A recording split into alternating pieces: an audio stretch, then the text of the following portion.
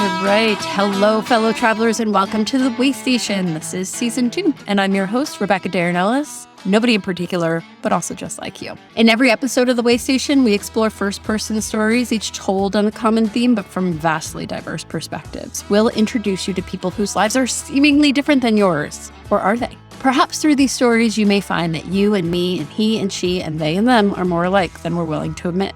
But first, before we get started, a shout out to my friends over at Pioneering Collective. This podcast is powered by Pioneering Collective, an executive thought leadership firm combining personal PR, coaching, and networking to transform hard-earned wisdom into heavyweight impact. Learn more at pioneeringcollective.com. So today on The Way Station, I have two fellow travelers, Shira and Beth, joining me to talk about their experiences in asking for help. And we get into a lot of really sticky conversations here around bullying, needing to ask for help after losing everything. And also, we talk a little bit about my nervous breakdown. So asking for help is not something that's instilled in a lot of people. It's not a quality that a lot of us have. In fact, me personally absolutely hates it. I just cringe at the thought of needing to ask for help. And it's really complicated. I don't want it to seem like a weakness. And yet when somebody else asks me for help, I don't see them as being weak. I see them as being courageous because they're being vulnerable. But I hold myself to a different standard. I should not need help. I should be able to do it all on my own. There are people that have less than me and need that help more. And if I were to take that help, then I'm taking it away from them. And, help and being of service is not a finite resource. Everybody has the capacity to give help, and therefore asking to receive some of that help doesn't mean that you're denying others of it. I feel like there is this kind of hero role that we all want to play. We think that if we sail through life without needing anything from anybody and we all are only givers of this help, then we are awesome. We are heroes. But if you need some help, it's okay. It's okay to ask. And we're going to talk all about that in today's episode of The Way Station. So please help me welcome fellow travelers Shira E. Blumenthal and Beth Granger, two very real people with very honest, very true stories about their experiences asking for and receiving help. I hope you can relate. I am so excited to welcome into the Way Station today Shira E. Blumenthal and Beth Granger to talk with me about this topic of help, which is not always a very easy topic to talk about, especially for me, I know. I'd love to hear your experience with asking for help, for providing help, all about help. So we're going to get started with Beth Granger. First, a little bit about Beth. Beth is a trainer, consultant, and speaker on the topic of unleashing the power of LinkedIn and networking. She was born in upstate New York, moved around a bit as a child, and currently lives on Long Island. Whenever you're ready, Beth, would love to hear your story about help. Sure. So in my life, there were sort of two, obviously my whole life, but there were two instances where I either received help or asked for help, and they relate to each other and how I now look at the topic. So the first big instance was, I lost track of how many years, but over 10 years ago, my family had a fire. We lost everything, including the life of my father-in-law at the time. And my town, I lived in an amazing town, and they wanted to help us. And I was uncomfortable with them. So I didn't ask for help, but I was uncomfortable accepting help. And it felt really funny. So they basically clothed, fed, and housed and hugged us until we were ready to be on our own again. So I was okay with people sending clothes or providing food. But people took up a financial donation, like a GoFundMe, but before GoFundMe, and I was uncomfortable with it. And someone said to me, this is helping them as much as it's helping you. They want to do something, and this is an act they can take. So it was a very interesting thing. And I find that people are so much more comfortable giving help than receiving it. And then asking for it is a whole other story. So part two, about 12 years ago, I lost my job and I was invited to a networking group. And I said, what's a networking group? I went to my work. I came home. That was it. I was so lucky that it was an amazing group of people. They knew I was starting a business before I did. But even before that happened, in looking to have information interviews or meet people for possible projects or work, they were incredibly giving about both insights, time, and introductions. A few years later, I have my business. I'm still part of this same group. And where it's fascinating to me is, so I see this every day.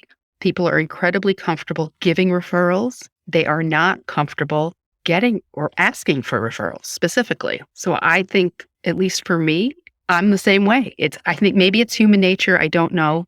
And I was thinking back to, was it something I heard growing up? Was it just like the conversation about money, how some people talk about it, some people don't? Was there ever anything that I remember where someone said, be independent, stand on your own, don't ask for help? I can't remember any specific instance, but I do know that I've always been one of those, I shouldn't have to ask for help. I should be able to do it on my own, whatever that is. I think we do ourselves a disservice. People want to help each other, and sometimes it's good to ask. Yeah, thank you for sharing all that. I'm interested you said that like nobody ever gave you this idea that you need to be completely independent and do it on your own when you're a kid, and you're not really sure where that came from. Sometimes I think about the images that were given either, through like the media, television, stuff like that when you're a kid. And I remember all of these commercials with Sarah McLachlan singing for like the dogs, and it was like, they need help. And I think that there's, at least what I interpreted from it was that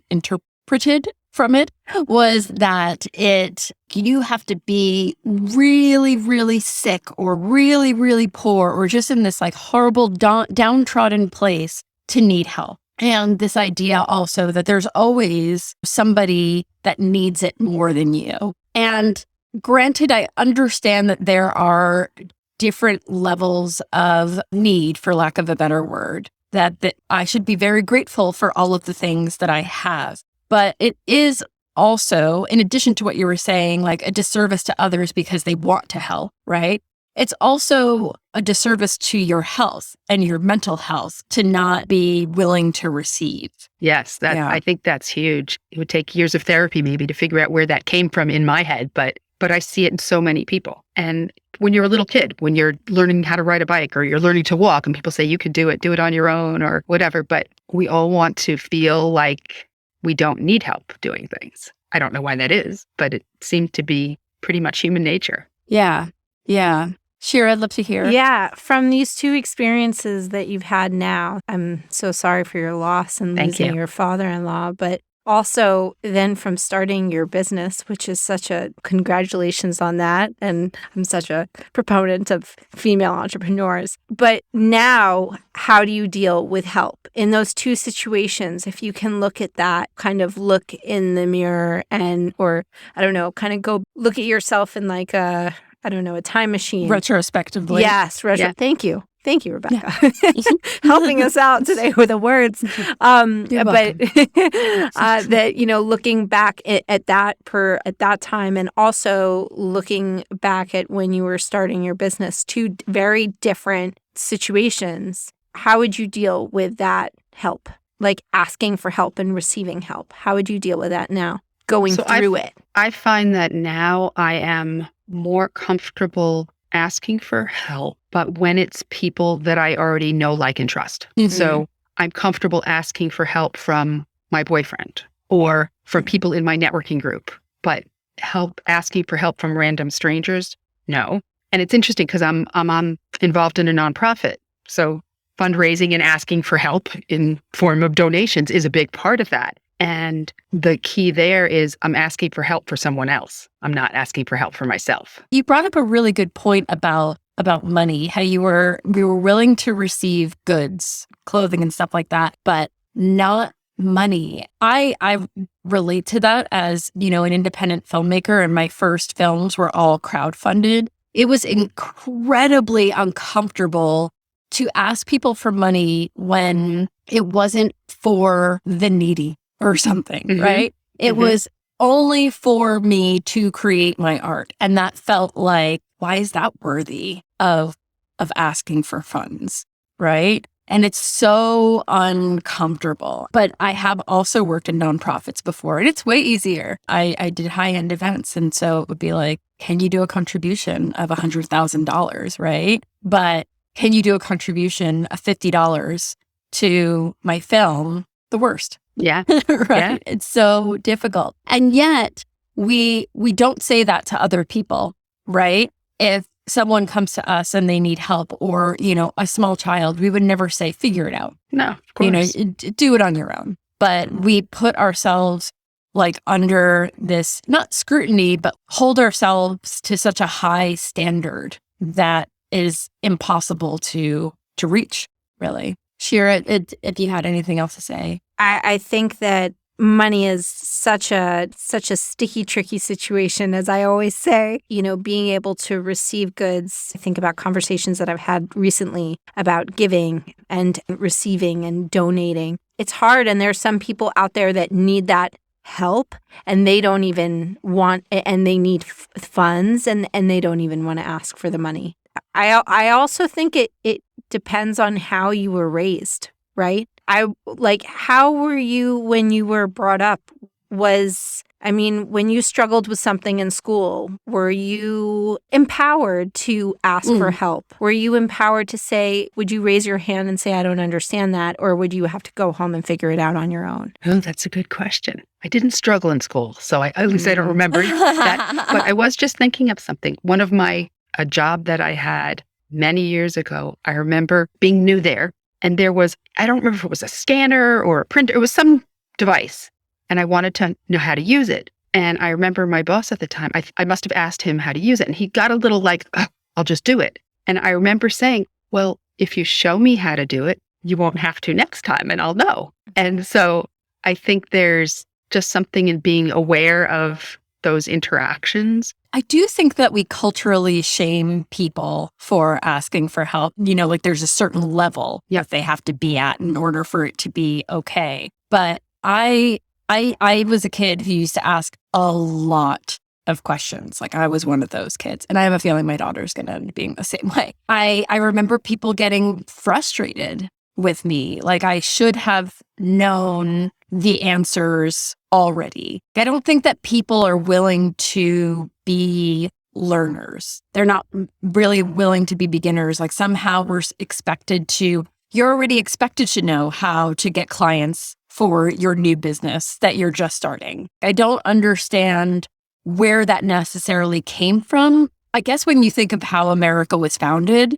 right? And the fact that we call it like Independence Day and all of these things, maybe it's just like persistent through like the fabric of what this country was founded on. But we're supposed to be those radically independent younger siblings. That's an interesting thought. I just had it. I didn't think about it before.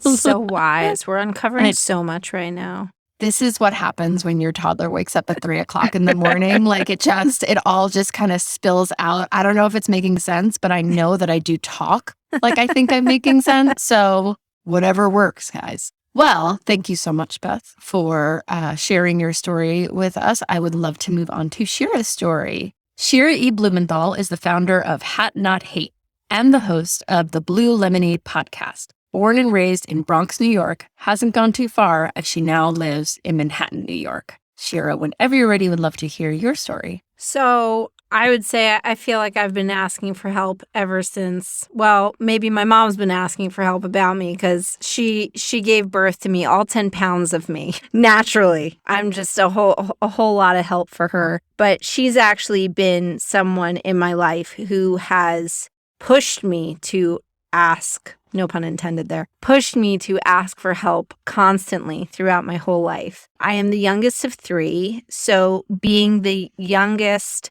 I feel that everyone else, in a way, knew what was going on. I had an older brother that was 8 years older than I was, another brother that was 5 years older than I was, and we were a tight-knit family. Always, I had this sensitivity about me. And also, my mother noticed that I had, funny enough, some learning disabilities when I was young and brought me to be diagnosed. And one of the things that the speech pathologist said was that I was going to have trouble speaking. Haha, joke's on her now. I host a podcast. And I'd love to meet her and just be like, really? That's what you landed on? But being diagnosed at such a young age, and my mother also going to school, she studied speech in college and got her degree in that. She was so in touch with my disabilities that it became very prevalent in my life. So help was something that taught that I constantly needed. Now, not to make me a marker and not to make me a bullseye, let's say, but I think that I just knew that I would struggle. And I did struggle. School was never easy for me. School was always hard, but I would always ask for help. I raised my hand. I was always that student. I was best friends with the teachers. Still to this day, my 5th grade science teacher, as a matter of fact, is one of my best friends. And I'm going to her daughter's bat mitzvah. That's how close I am with my teachers, because I was that student that when I didn't understand, I asked for help because I was never going to be able to figure it out on my own. I had tutors, and tutors were my best friends. Those were the people that helped me understand. But one of the biggest things that happened in my life where I really used that muscle for asking for help was when I was in 4th grade and I was horrendously bullied, to a point where ultimately I was just at a loss. Back in the day, and I say back in the day now, it's 20 plus years ago, bullying obviously happened, but in the words of my parents, it was almost like a rite of passage. Now, as a founder of an anti-bullying campaign, I do not believe, and no one should ever believe it as a rite of passage. No one should ever feel that being bullied is, oh, this is what I'm supposed to go through. This is the journey. This is my path. No, it's not your path. And I think that when I was being bullied for my name, my hair, my weight, the clothes, at the age of 9, this girl found me. I was her bullseye. I was a sensitive girl that just took it. I asked for teachers' help, and of course, I went to my mom, who is my rock and the fiercest woman I know. Interestingly enough, the attention that was brought to this was not what it would receive now. And that's what was so frustrating as a 4th grade girl to be, already at that age, and between the ages of 9 and like 15 is just like, good luck. No matter where you are. And honestly, that's for boys and girls. Good luck. It's hard. Never mind now with social media. I thank God every day that I am not a student dealing with that, because that's a whole other level. But the amount of help that I needed in navigating my feelings, in navigating how to deal with this girl that clearly was going through other issues of her own, but to get up and be able to go to school and to ask those questions and to ask for help just on a normal day, and then to ask for help on top of that, being bullied, was just so many. It was like so many Mount Everests in one. And I'll never forget an instance when my mom was so fed up and we went to talk to the principal of the school. We had been dealing with the headmistress, but then we went to the principal and we were waiting in the office, and it was in the morning, and there were students still before we all went off to class, and my mom was waiting there, and they were all asking me, like, why is your mom here? Why is your mom here? And I was just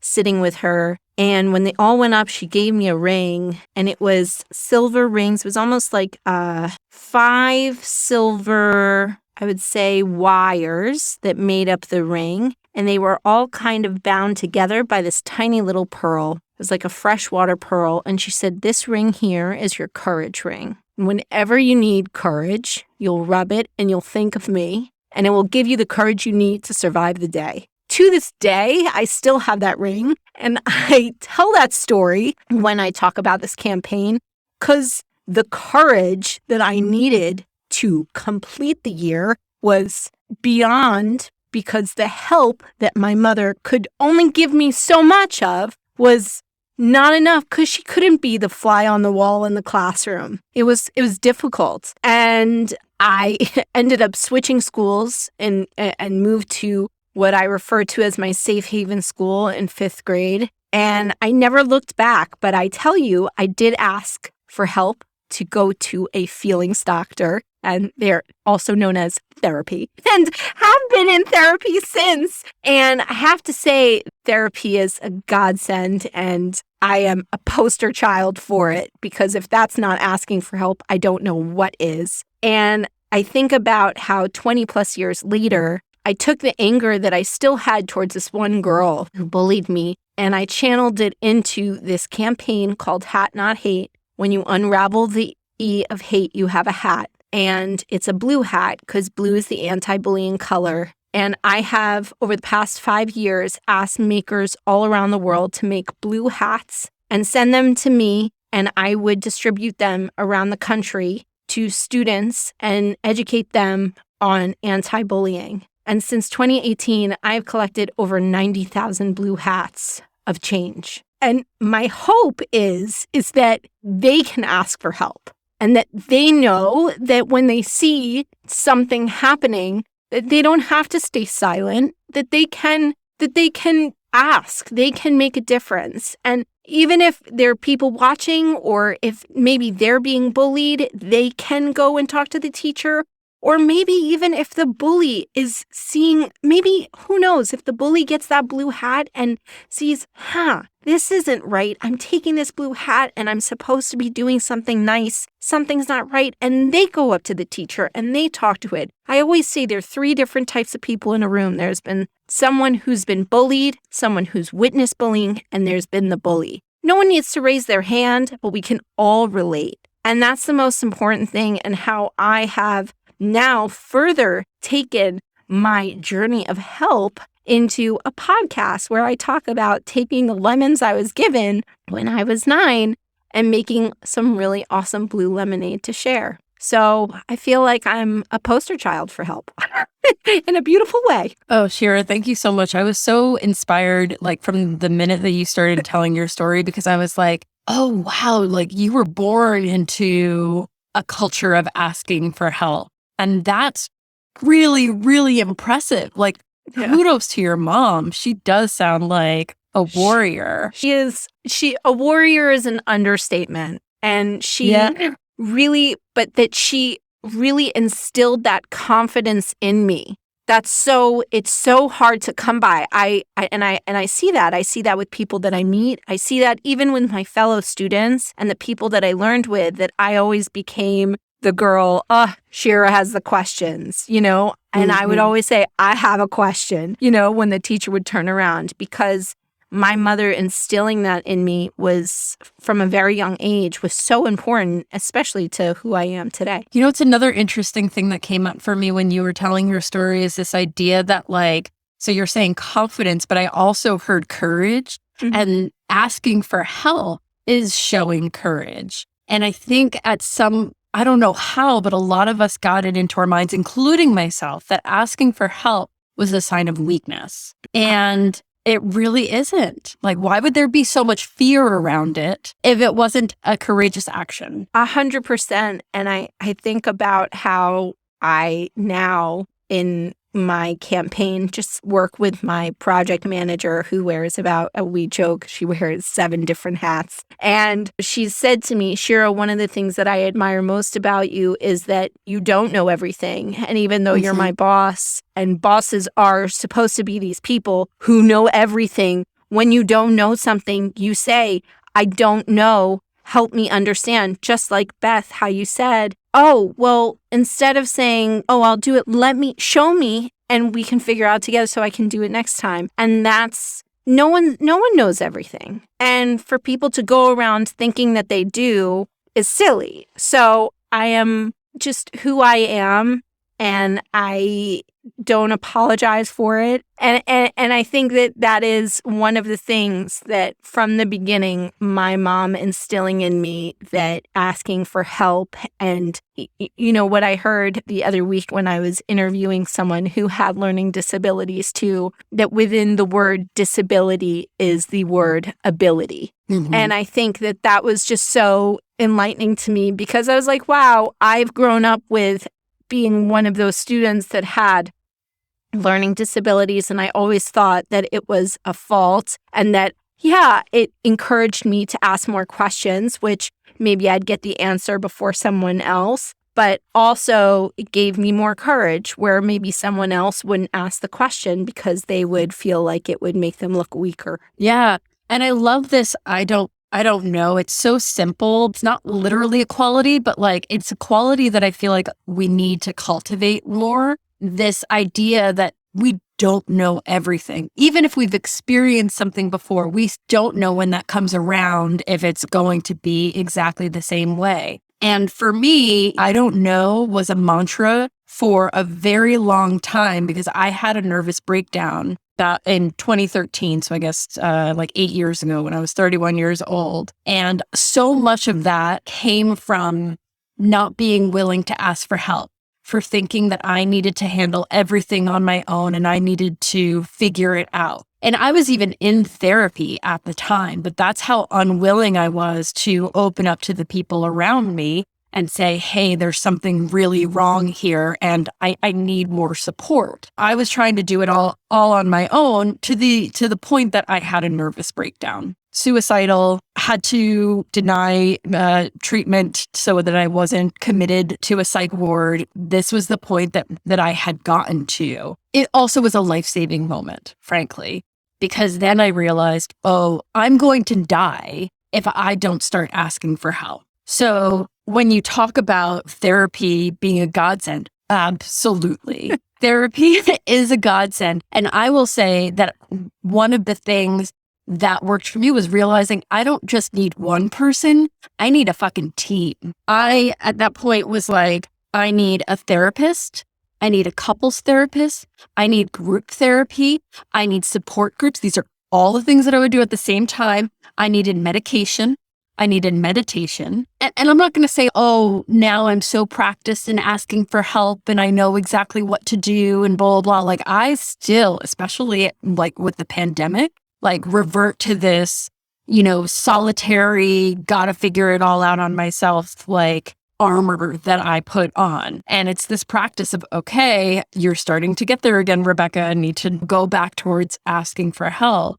So this idea of accepting that you don't know everything and that you're not the only person that needs to, like, that nobody knows anything. So like, you don't have to do it alone. No, you don't need to do it alone. And that not only do you not need to do it alone, but like you said, Rebecca, having those multiple avenues of people that give you these like little seeds of knowledge that can help you plant. I'm a really big metaphor person, that help you plant this metaphor of your forest that helps you grow, that helps your ecosystem be the best ecosystem you can be. I don't just go, I go to therapy every week. And if I could, I'd go every day. It's my favorite exercise ever. Prefer that over spinning every day. But I have that, and I have spinning, and I have my friends, and I have my mother, and I have my father, and I have my parents as a whole, and I have my brothers. I have so many different avenues where I go to.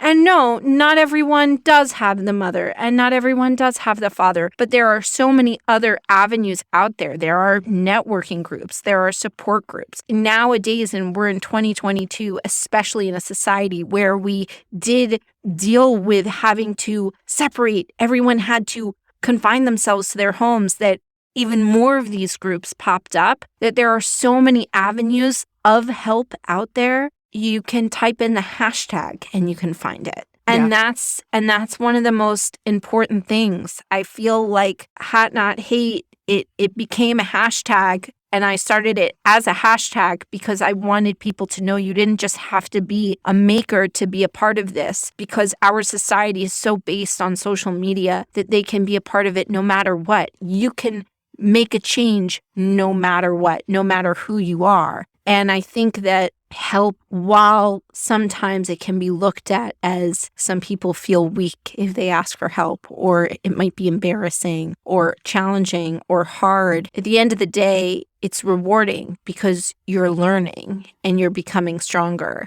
And I tell you, if I did not ask help the amount of times in the past 20 plus years, there's no way that I would be the woman that I am today. I went through a divorce. I asked for help multiple times. And I would not have been able to go through that if I didn't even go through the help that I needed when I was younger. So all these times that I've asked for help have built on each other. Yeah. I have a question, something that as you were both talking, do you think there's some factor of people not asking for help because they don't think they deserve it? Oh, I'm sure. Right? 100%. There's something about that I shouldn't need it or that I don't deserve it.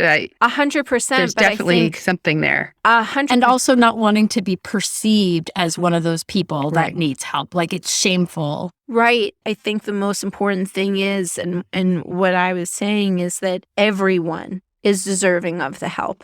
And Absolutely. whether or not they understand that, that's, you can only do so much. But it's almost like I was kind of labeled this marker when I was younger. And thankfully, I mean, I could have been given a mom who was like, you're this, good luck, and just thrown me to the sharks. She did not do that. And she just said, we're going to find you all the help, and almost just like flood you with help. But there's some people that feel that they don't deserve the help. But everyone, I believe everyone deserves the help. Yeah. Something else I was thinking about, and Shira, you're the expert on the whole bullying thing, but I've always heard that typically bullies have been bullied. Yeah. So I would wager to say in every room, there are people who are bullied and there are people who see it happen. Oh, 100%. 100%. Yeah. Well, yeah, that's what I was saying, that there are three people, that they're the bullies, the people that witness, and that they're the victims. So it's all happening. Everyone's happening. And just like I said, even the person who bullied me, she went through things. I mean, obviously I was 9 and I didn't really understand what was going on, but it's horrible to see. And it's horrible that they're not being helped to get the help. It's just this whole failure, this like system of help that's being broken that needs the most help. Do you think that also, and I have to bring this up because, you know, we're all people that identify as women, that we grow up to believe that we're the helpers in society. We're the caregivers. We are the ones with the sort of like more sympathetic side to us. It's more of a feminine quality. And so, especially for us, asking for help might feel selfish. For women, I don't know if the word selfish is the right word. I feel it might be looked at as weak, maybe. I think that's maybe the word that I would associate with selfish, because I think personally, women, I look at the three of us on a screen, I think very strong. I think determined. I think fierce. Those are the words that I think of. That's just with this audience currently. But in general, those are the words that I think of when I think of women. When I think of a woman asking for help, I think that that's maybe what people perceive it as, maybe as a woman as weak. And that's why maybe some women don't do it. That's how I don't know if I think of it as selfish. That's my opinion. I have for sure thought of it as me being selfish, like me needing more than your average person. Another time that I really had to practice asking for help was when I was pregnant. And I just was like, I'm physically too exhausted to do all that much of anything. And I didn't understand because I'm like, I'm the type of person who's used to like, oh, let me get on this ladder and climb to get this really high thing. And, you know, like I really just wanted to continue what I perceived as a part of my independence.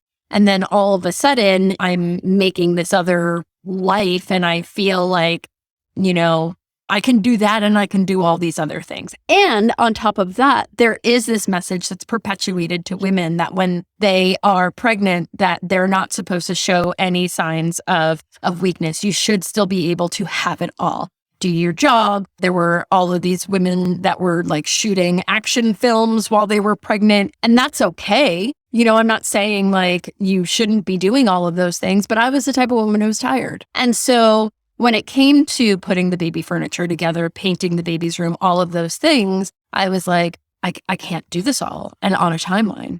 But I felt like asking people to come over to my place and paint my walls, even if I were to pay people, like that was selfish because I should just be able to do it myself. And I think that it kind of correlates back to this whole idea is like there are other people that need more than I do. I just want to open it up if there's any last tidbits that either of you want to share. I think I'd like to challenge people who are listening to consider trying to ask for help for something, because I think people want to give help and they just need to be asked. Yeah. Yeah. And I do like that you brought up that idea is that like people who give help, like they like being of service in that way. And it can be simple. It can be, can you help lift my heavy luggage up into the rack in the airplane? I mean, it doesn't have to be life-saving. Yeah. It can just be comfortable having those conversations. Yeah. I've definitely been one of those people who's like, no, I got this. I got this. No, it's fine. It's fine. It's like hitting me on the head.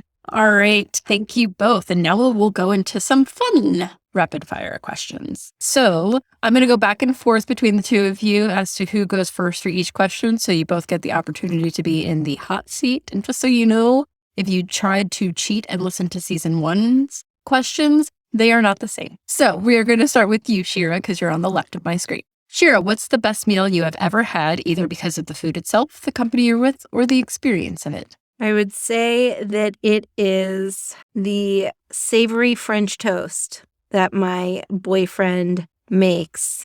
I used to be a sweet French toast kind of gal, and then he's changed it. And now I'm all about the savory French toast. He does something with multiple cheeses, and it's so delicious. Whoa. It will fill you up for the day. Do not try and do any movement afterwards. It is not healthy, but it is the most comforting, most delicious thing you will have. It sounds like a breakfast grilled cheese, but on steroids. Oh, it's like the debate of sweet or savory matzo brie this time of year. I've not had that, but I definitely want this recipe. Will do. I'll see what it can do, Rebecca. Thanks, Shira's boyfriend, in advance.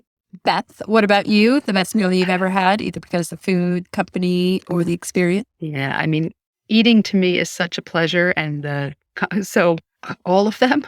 But one is standing out or just came to mind when you said that was my first trip to Hawaii with my boyfriend and sitting out on the lanai, having breakfast with just the palm trees and the combination of being in love, the amazing food and the climate and the location, just a very special time. All right, listening to these two stories, and my husband really needs to step it up. Take me to Hawaii and makes me some savory French toast. On it. Thank you very much. All right, next question. We'll start with Beth. What's a popular opinion most people have that you don't agree with? That reality shows are fun. I don't get them. And since the pandemic, reality shows have had an uptick. Like they're making a lot more of them. I think people just wanted to like flee from their reality. But other than the Great British Baking Show, because back to food again, I have no interest in them. No. That's just such a lovely show. Like you just watch it and feel good about yourself. I've never seen that show, by the way. Oh, yeah. It's a really feel good show. Like all the people are lovely. My nieces watch it. 5 and 7, they watch it. I don't watch it. Oh, yeah. And they use a lot of cardamom. I'm going to have to start cooking with cardamom. Yeah, a lot of cardamom. Cardamom's a great spice. And I'm all for kids watching cooking shows because I am like determined that my kid is going to be on Top Chef Kids. I don't know if you've ever seen that show. It is a reality show. They're super adorable. And, we can always use a cook. What about you, Shira? What is a popular opinion most people have that you do not share? I phone a friend.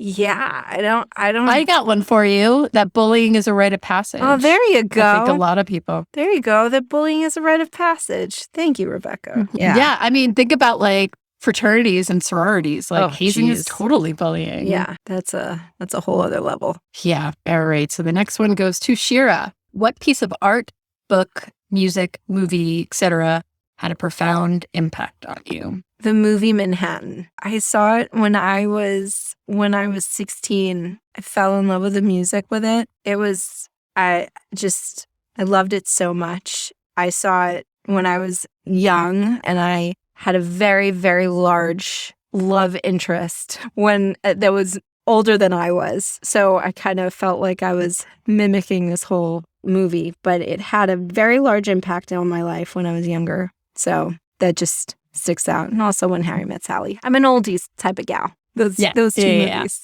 Yeah. What about you, Beth? Book, art, music, movie, any of those that have had a profound impact on you? So I was a bookworm as a kid. I just couldn't read enough. Even though I was an artist in the way I expressed myself, I couldn't not read. And I would have to say now I can't think of the name, the Madeleine L'Engle. What's the name of the book? This happens to me all the time, just so you know. I'm like, I love this movie, which name I cannot remember. I can't think of the name of it. I'm drawing a blank, but people will know what it is. It's very famous. They made a movie of it. You can't make a movie of it. It just doesn't work. So. Is it A Wind in the Door? No, that was the sequel. Time Travelers Book Club, A Wrinkle in Time? Wrinkle in Time, thank you. Here it is. There you go. Look at us helping each other out. That's right. See? We had to phone friends. All right. So this one's for Beth. What's your favorite thing about yourself? My resilience. You're both too young, but there were these toys, kids' toys that had a curved bottom, and the commercial said Weebles wobble, but they don't fall down. Yes, I remember. This is horrible, but it's kind of funny. No, it's not funny at all. Forget it. I'm not going to tell the story. I just realized that we used to bully my teacher. Now I feel really guilty. I'm so sorry. I'm so sorry. I've definitely been a bully in my lifetime and have been bullied and have witnessed Everyone has. That's what it is. Everyone walks around thinking that they're the perfect gem. We all have. Mm-hmm. And the thing is when I say those 3 titles, I never tell people to raise their hand because chances are you might have been all 3. That's the thing. Yeah, I'm all 3. It's not right. It's not about trying to figure out who's who. It's just trying to know that it's a problem and we have to fix it. Yeah. Look at that. Now I'm going to have to make an amends somehow to a teacher that is probably no longer with us. I will figure that out. Okay, wait. Where was I? You're up to Shira for the same question. What's your favorite thing about yourself? I would say normally it would be my curly hair. You guys can't see it, but I do have curly hair and I'm very proud of it. I used to try and hide it when I was younger, but then I realized God gave me curly hair to show how vivacious I am. And I think also one more thing, I'm very determined. I always wanted curly hair. I always had straight hair. That's how it goes. So you never know who wants it. Yeah. I wanted that Farrah Fawcett hairdo with the wings. Oh, yeah, with the waves. Yeah. Mm-hmm. I used to blow dry my hair straight every day in high school. And now I said, you know what? People pay for this. I'm going to go with it. And it's so much quicker. I got out of the shower this morning and I just put it up. But normally it's just like you, Beth. You got to go with what you're given. 100%. Gorgeous. Shira, what's the best advice you've ever been given? There are no mistakes in life, only lessons to be learned. Was that your mom? How'd you know? Because your mom is actually the other guest on this show. It is my mom. She, you know what? She said that to me. I'll never forget. She actually said that to me when I was going through my divorce. It was so horrible. I do not wish that upon anybody. And I remember just crying to her and saying, this is so horrible. And she said, I promise you that it's worth it because there are no mistakes in life. There are only lessons to be learned. And this is just such an important lesson for you to learn. She's right. Yeah. So true. I mean, it informed everything that you do. Yeah. Now. I'll say it on here so she can hold it against me. She's always right. She's always right. She's always right. She's always right. And she's a very wise woman, and I'm very lucky to have her in my life. But it's something I live by. Shira's mom, we usually make audiograms of our content, and I will be sure to make that for you so that you can always have it. Be my pleasure. Beth, what about you? What's the best advice you've ever been given? Nothing specific comes to mind, but I do recall my stepmother once saying to me, Beth, you need to learn to accept a gift and play hooky. So 2 separate things, right? Yeah. You don't accept the gift and then run. Completely separate things, but I I like it. I think it's really appropriate to, like, a really good way to end this conversation is that accept the gift, help, and then go take some time for yourself. Play hooky. I'm going to keep that in mind. Maybe I'm probably calling out of work tomorrow. Thank you both so much. That was my last rapid fire question. This has been an awesome time. Clearly, I need to go apologize in some way to a sister. Yes, that's right. She was a nun. There it is. Start uncovering Sister things. R. It was with an R. It's going to come back to me. You know Thank what, Rebecca? You just have to, this is what you do. You make a blue hat. Oh, that's what I'll do. I'll make a donation to Hat Not Hate. There you go. You make a blue hat and we'll be good. And you teach your kid all about being kind. Shira, if someone did want to make a donation to Hat Not Hate, where would that be? It's a really good question. We're actually not a 501c3. Fun times. Yet. Exactly. The future is bright. However, there are many ways that they can participate and that they can go to hatnothate.org to find out all the ways that they can be a part of Hat Not Hate. And if they want to learn how to make a hat, they can actually purchase a Hat Not Hate quick knit loom with our awesome partner, Faber-Castell Creativity for Kids. They made a quick knit loom kit. So anyone of any age, as young as 5, can learn how to make a blue hat for Hat Not Hate. All right. I think that I'm going to get off this episode and go purchase one of those and start making my amends. There you go. I love it. That's what I like to hear. Thank you. Thank you both. It was nice meeting you, Beth. Nice meeting you too. This was great. Thank you, Rebecca. Thank you. So there you have it, fellow travelers, our episode on help. And I hope that you feel a little bit better if you were maybe struggling with the idea of asking for help with doing so. And there are a lot of resources at our fingertips. You can go to therapy, you can do couples therapy, there are books that you can read, which sometimes, honestly, books are a little bit difficult for me because I'm too heady of a person, so it feels like a lot more work to put on myself. There are free support groups that you can go to. There is meditation that's absolutely free. There is going out and taking a walk and making a call to a friend, an actual phone call, not a text message. So there are many, many, many, many, many ways that you can get help, and it is okay. It is, in fact, an act of courage to ask for help, and it is also of service to others to let them give you that help.